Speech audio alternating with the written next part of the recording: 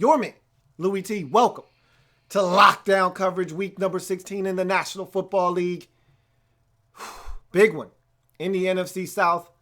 Saints still playing inspired football. Bucks looking to try to get into the postseason, and not just getting in, but they still have a shot at winning the NFC South division. But if they're going to do so, going to have to win their final 2 games of the season. Still going to need some help, but in any event, got to take care of your end of the deal first.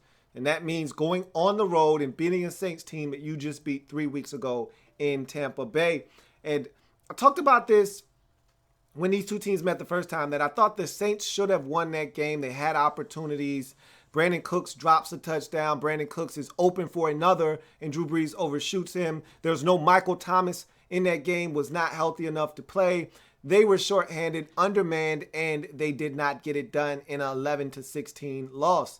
So you fast forward now to a healthier Saints football team at home. Brees coming off of a 4-touchdown performance on the road against Arizona where they scored 48, and you're thinking to yourself, the Bucs could be in some trouble after their first loss in 6 weeks ago in Dallas. So you were looking at a totally different situation than when these two teams met the first time, and I thought that the difference in the game could be the Saints' offense, and that is exactly the case in this football game we will discuss. But before we do, make sure you subscribe to the Louie Tee Network on YouTube. If you haven't already done so, go ahead and do that. I'm also on Twitter at In The Lab Room is the Twitter handle. Go ahead and follow me on Twitter. And I'm also on Facebook. In The Lab Room is the Facebook page. All of my social media platforms are right above in that screen scrolling across. Make sure you handle that. Subscribe to the Louie Tee Network on YouTube. Follow me on Twitter at In The Lab Room. Also follow me and like the page on Facebook, In The Lab Room. So with that being said, let's jump into this breakdown. Let's start with the Saints in this game. They did some really good things on the ground. Mark Ingram was exceptional. Continues to be really steady in the backfield for the Saints. And a nice little 1-2 punch with Tim Hightower there. Drew Brees continuing to get back into the rhythm. Remember, just 3 games ago, we saw him struggle against Detroit. Then the next week he struggled again in another loss where he throws another 3 interceptions and no touchdown passes. So we've seen Drew Brees struggle, but then he bounced back last week in a major way. 4 touchdowns, no interceptions, 48 points put on the scoreboard versus Arizona. So you knew that the propensity for them to score points in this game was there. And like I talked about at the top of the show, they had opportunities versus the Bucs the first time around, and they didn't take advantage of them. Now with more guys on deck, more hands on deck, and Michael Thomas being healthy, with Brandon Cooks being back into the flow, because that game, I want to say, was Brandon Cooks' first game back from injury when he had the drop touchdown, when Brees overshot him. So you had a little bit more of a rhythm and a flow here offensively, and you saw that in this game. The Bucs really couldn't stop the Saints offense in this game. At one point, the Saints had 4 consecutive trips into the red zone in this game, so they were moving the football with regularity on this Bucs defense that had been really good over the last month plus, which allowed them to go on the winning streak and put themselves in a position to try to make the postseason. But in this game, the Saints were able to really do some things offensively, execute. And then on the defensive side of the football, some injuries. Bucs had some injuries. Cameron Brate ended up getting injured.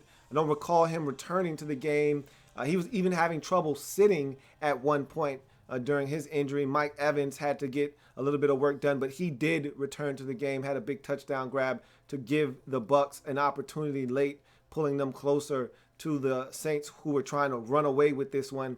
But the defense made some plays in this game, picked Jameis Winston off a couple of times, a big pick by Jarius Byrd late in the ball game, and he had 2 of them in this game. So the defense did step up, do some good things. The Bucs benched their running back, Doug Martin, a healthy scratch, and that's something that is worth talking about. Remember, he got the massive deal in the offseason, and so you were expecting bigger things from him. He's dealt with injuries this season. He's averaging 2.9 yards a carry, and I think the Bucs just said we're going to go in a different direction in this week and see if Jacquizz Rodgers can give us a spark in the running game, and he wasn't half bad in this game either. But the Saints got it done in all phases of the game.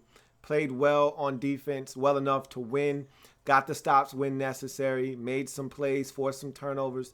The offense was able to score points, enough of them to keep the Buccaneers at bay. And at the end of the game, when they needed to put this game away on the ground, running the football, getting the first down to run out the clock, they were able to do so. So you really were impressed there, knowing that the Bucs were going to need to get the stop and use all of their timeouts. The Saints were still able to run the football when the Bucs knew it was coming and not be able to stop it, and they were able to salt this game away. For the Buccaneers, this is a tough, bitter pill to swallow. You've come this far. You've won these games to put you in a position to fight tooth and nail down to the end to see if you could get into the playoffs. And that's not dead yet. You still have an opportunity to get in as a wild card, but you have made that task even harder with this loss.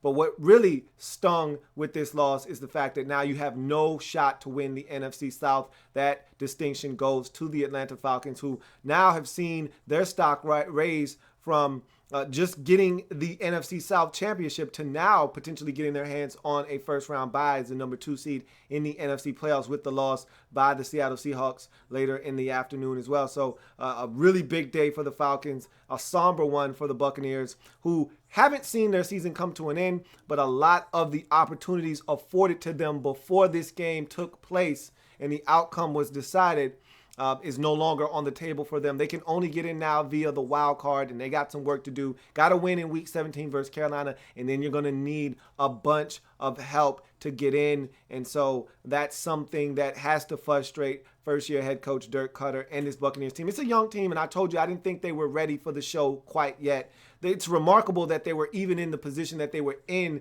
coming into last week's game and into this week's game.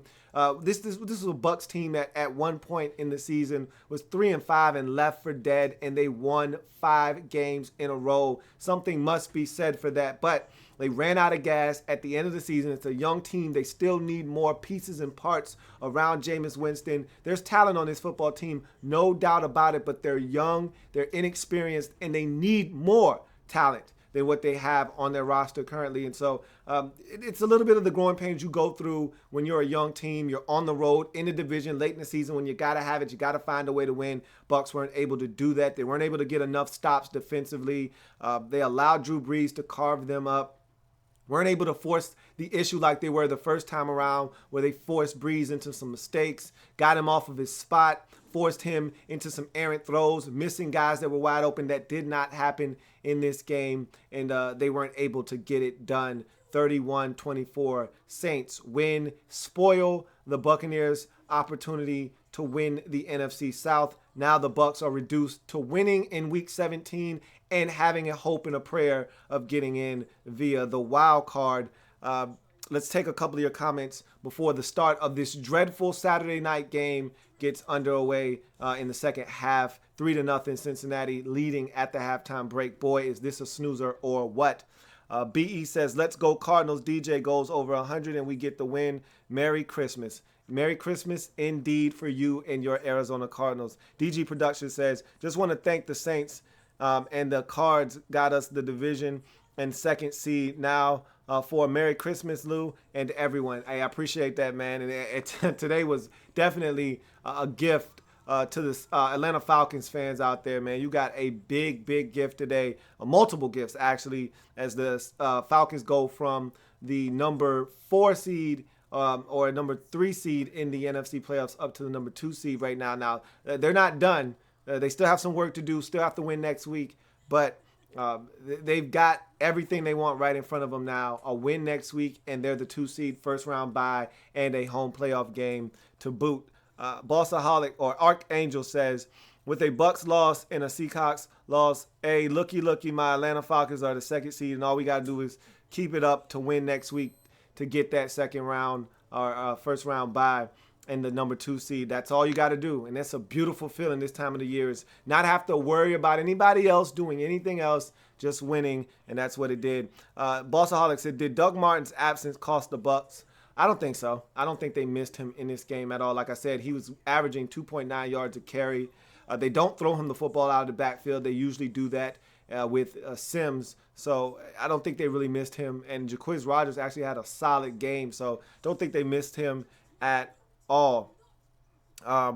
Archangel says, Carmen came back to bite Seattle It will be a good game next weekend by my Falcons, who knows what's at hand, and we got to win. And I think they're going to take care of business. If they can go on the road and beat up a Carolina team that was playing confident football coming off of a big Monday Night Football win versus the Redskins, then I think they should be able to take care of business at home versus New Orleans. But, the Saints and the Falcons love to play shootouts. We'll see what happens in that football game. But I think the Falcons, like he just said, they know what's at stake. They got to take care of business. DG Production says, when you're doing the Jags vid versus the Titans, that should be a good one, LOL. It's going to be a while. Haven't watched that game yet, so stay tuned for that. Probably be sometime tomorrow.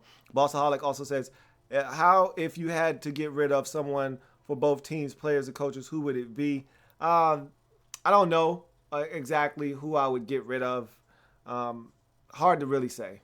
I can't really answer that question. I'd have to sit down again. That's one of those questions where you got to sit down and kind of hammer out who you would designate for something like that. I don't know. Atlanta Fan for Life says, Merry Christmas, Louie. Go Falcons. No doubt. Likewise to you and yours. And rarely even says, well, Lou, we're back. These are the Bucs, I know. It's been a good season, man. I know you're a little distraught now because they didn't get it done the last 2 weeks. But it's a young football team. And this is the growing pains you go through when you have a young football team. They don't know how to win yet in the crucial stages of a football game against good football teams. And that's the bottom line. The Saints, I know they're 7-8, but they got Drew Brees, and you know what that means. And so you're in New Orleans, dangerous football team offensively. They got some things going defensively. They forced some turnovers.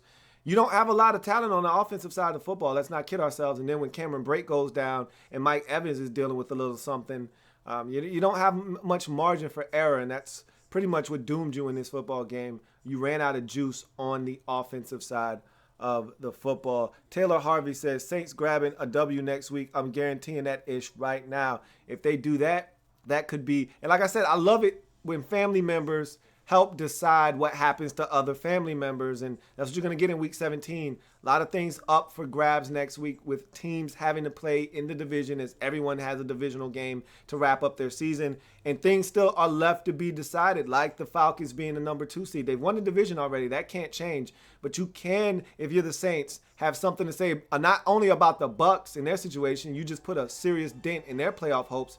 But you can do the same to the Falcons in terms of seeding next week. They could go from a first-round bye and the 2 seed, having a home playoff game and having that situation set up them to put them in a position to be that much closer to the Super Bowl, only having to go on the road once if they take care of business, to where they might have to start out in Wild Card Weekend at home and then go on the road twice to get to the Super Bowl, which is a much, much tougher task.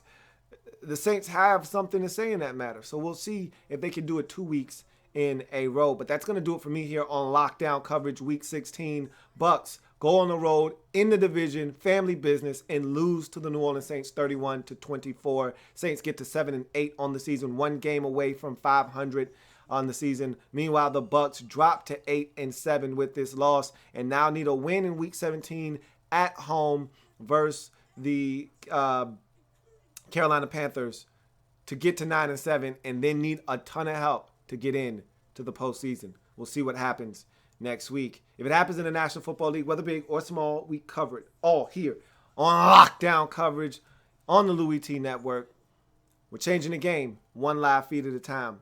Bucs lose in New Orleans 31-24, drop to 8-7, and now need a hope and a prayer to get into the postseason as they drop to 8-7. Saints go to 7-8 with the win. That's what family business is all about, especially late in the season. I will see you guys at the conclusion of the Saturday night game, Bengals at Texans. Hopefully we get more action in the second half than we did in the first. I'll see you at the end of that. Have a good one.